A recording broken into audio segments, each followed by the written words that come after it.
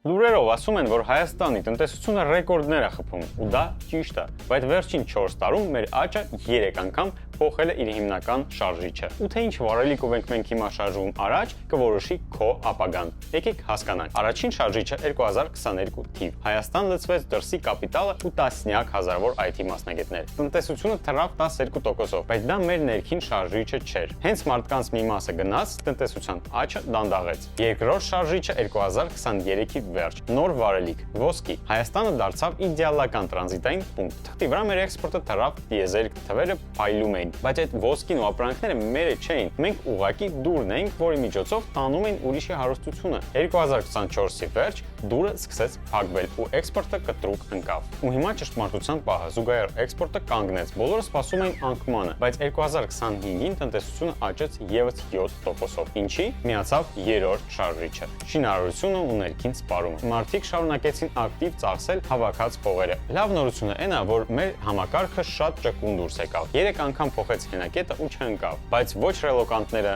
ոչ ոսկու տրանզիտը, ոչ էլ շինարարական բումը չեն ստեղծում ֆունդամենտալ երկարաժամկետ արժեք։ Սրանք ժամանակավոր ալիքներն են։ Մենք ուղղակի միջնորդավճար ենք վերցնում անցնող հոսքերից։ Երբ ալիքները իջնում են, տնտեսությունը միշտ հետ է դառնում իր բազային նորմային, իսկ դա մոտ 4-ից 5% աճ է։ Երկրի իրական կապիտալն ու զարգացումը կսկսեն այն ժամանակ, երբ որ մենք երկրի ներսում կսկսենք ստեղծել կապիտալ ու արժեք։ Պահպանի այս վիդեոն ու երբ հաջորդ անգամ լսես ռեկորդային աճի մասին, հարցրու ինքդ քեզ, այսօր ինչ վարելիքով է շարժվում մեր տնտեսությունը։ Բաժանորդագրվի իմեջին, որ բաց չթողնես նոր վիդեոները։